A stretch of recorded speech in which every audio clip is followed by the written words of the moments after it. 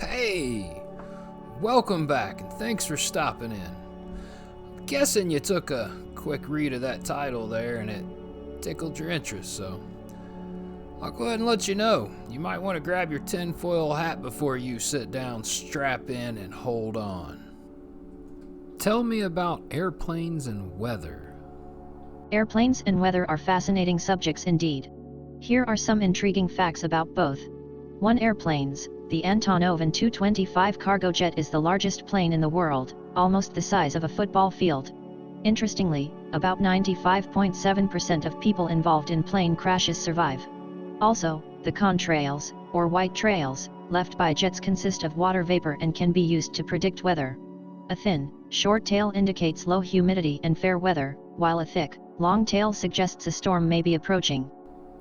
Can you tell me a little more about the contrails? Contrails, the white trails you see in the sky left by airplanes, are pretty interesting. They're formed when hot, humid air from jet exhaust mixes with environmental air of low vapor pressure and low temperature. The mixing causes the water vapor in the jet exhaust to condense into water droplets or ice crystals, forming visible clouds. Contrails are mostly made up of water vapor from the atmosphere and can be thought of as a type of cirrus cloud. They can tell us about the weather too. Thin and short contrails indicate low humidity and fair skies, while thick, longer-lasting ones suggest more humidity and a possibility of a storm. This is because thicker contrails mean more water vapor is present, indicating higher humidity, a common precursor to stormy weather. 2-3 source. It's fascinating how something as simple as a trail left by an airplane can provide insight into our weather patterns. Is it possible to spray something in the air to modify the weather? Yes, it's possible to modify the weather by spraying substances into the air, a process known as weather modification.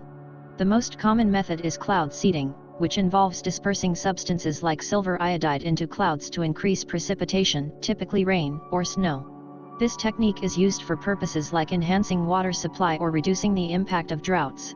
Cloud seeding can be effective, but its success depends on the presence of sufficient water vapor in the air.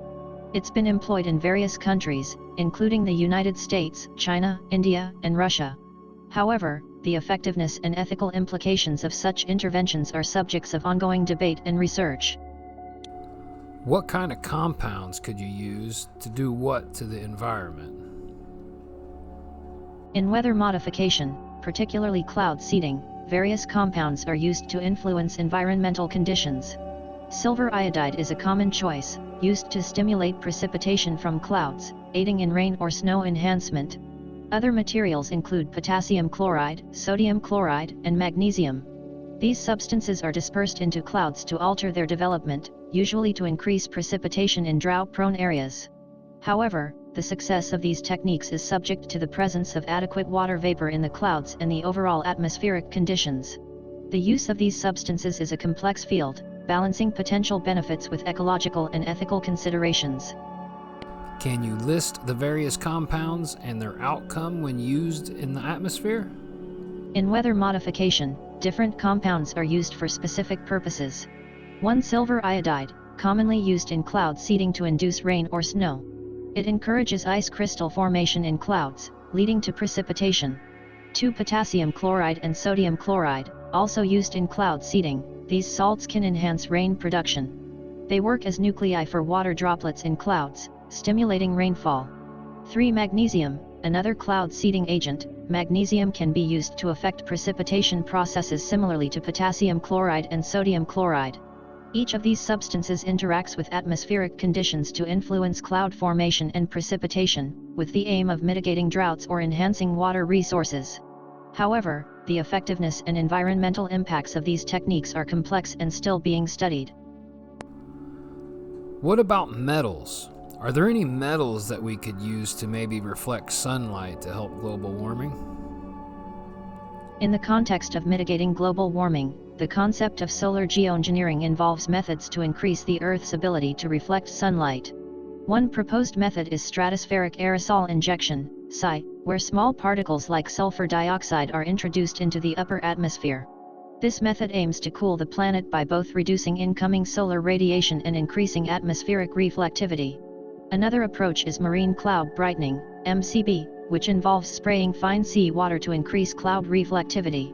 There's also albedo enhancement, which uses materials like cool roofs and reflectors to increase the reflectivity of the Earth's surface, thus deflecting solar radiation back into space.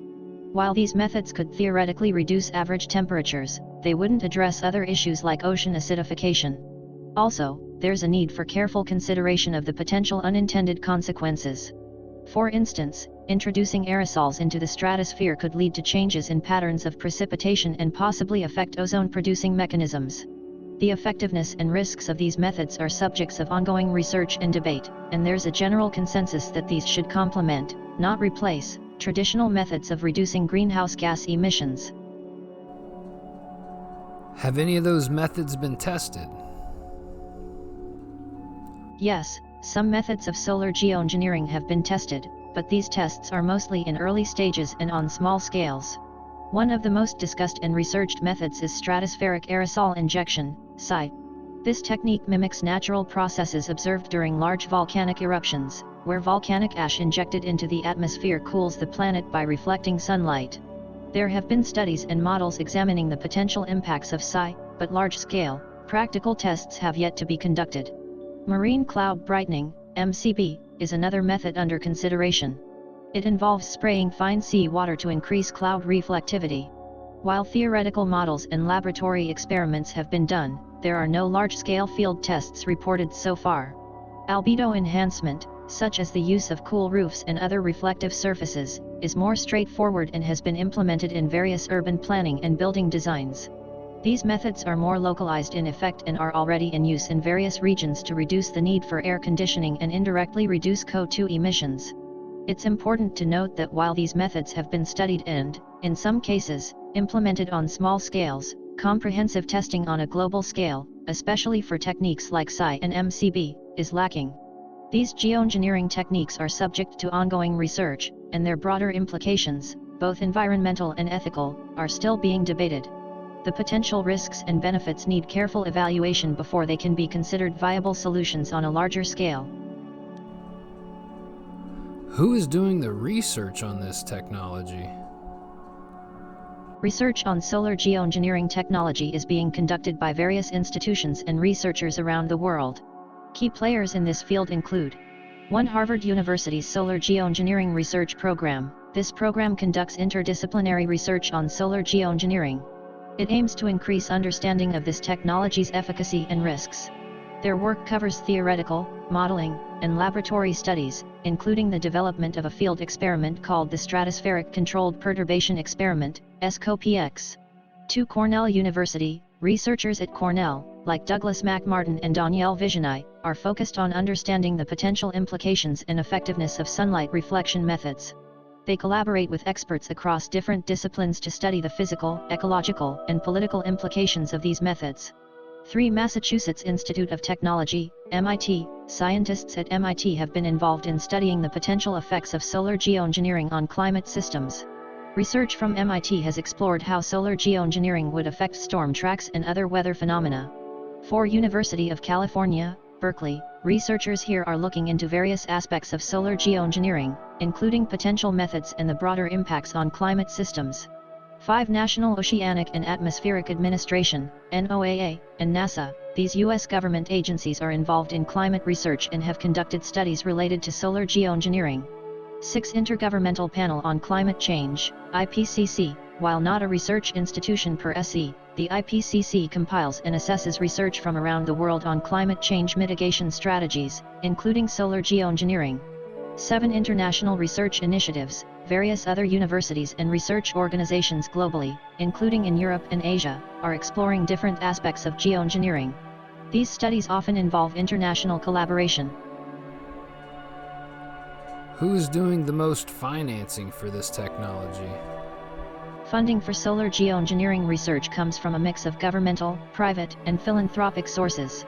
A significant portion of funding in the United States is proposed through governmental initiatives. For instance, the U.S. National Academies of Sciences, Engineering, and Medicine have recommended establishing a solar geoengineering research program, suggesting an investment range of $100 million to $200 million over the first 5 years. Private funding also plays a crucial role. Harvard's Solar Geoengineering Research Program, for example, is supported by various foundations and individuals. Their donors include the J. Baker Foundation, the Blue Marble Fund, the William and Flora Hewlett Foundation, the Open Philanthropy Project, and individuals such as Bill Gates and others.